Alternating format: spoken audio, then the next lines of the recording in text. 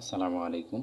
এই ভিডিওতে আমরা দেখব 18তম শিক্ষক নিবন্ধন পরীক্ষার সহকারী শিক্ষক ব্যবসায় শিক্ষা এর প্রশ্নপত্রটি। আসুন শুরু করি।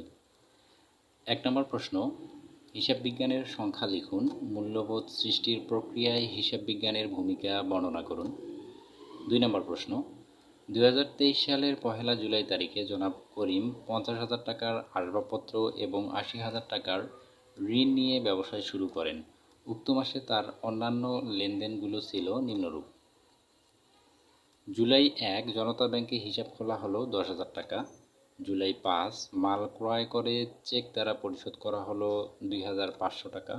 জুলাই ১০ মাল বিক্রি করে ৩,০০০ টাকা নগদে ও ২,০০০ টাকার চেক পাওয়া গেল। জুলাই ১৫ রিপনের ঋণ নগদে ৬,০০০ টাকা ও চেকে ৪,০০০ টাকা পরিশোধ করা হলো। জুলাই ২০ আসবাবপত্র ক্রয় ৩,০০০ টাকা। জুলাই ২৫ পুরাতন আসবাবপত্র বিক্রি করা হলো ২,০০০ টাকা।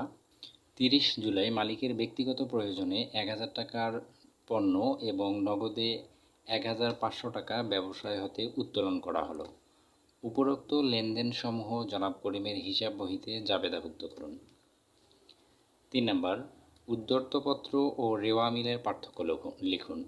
৪ নম্বর, অংশীদারি ব্যবসায় কাকে বলে? অংশীদারি ব্যবসায়ের বিলোপ সাধন পদ্ধতি বর্ণনা করুন।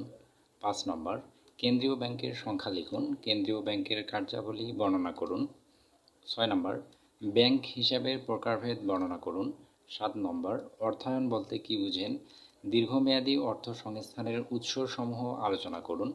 ৮ নম্বর, ভোগ্যপণ্য বলতে কী বোঝায়? ভোগ্যপণ্য বাজারজাতকরণের বিবেচ্য বিষয়সমূহ বর্ণনা করুন। ৯ নম্বর, লভ্যাংশ নীতির প্রকারভেদ সংক্ষেপে বর্ণনা করুন। ১০ নম্বর, ঋণের জামানত বলতে কী বোঝায়? জামানত গ্রহণকালে ব্যাংকের বিবেচ্য বিষয়সমূহ বর্ণনা করুন। ১১ নম্বর, আত্মকর্মসংস্থান কি? উন্নয়নশীল দেশে আত্মকর্মসংস্থানের গুরুত্ব বর্ণনা করুন। ১২ নম্বর প্রশ্ন, বাংলাদেশের উল্লেখযোগ্য খনিজ সম্পদসমূহের সংক্ষিপ্ত বর্ণনা দিন। এই ছিল প্রশ্নপত্রটি। আপনাদের কারো যদি প্রশ্নপত্রটির পিডিএফ প্রয়োজন হয় তাহলে কমেন্ট বক্সে আপনাদের ইমেল অ্যাড্রেস দিন। আর ভিডিওটি আপনাদের যদি কোনো উপকারে আসে তাহলে চ্যানেলটি সাবস্ক্রাইব করুন। আল্লাহ হাফিজ।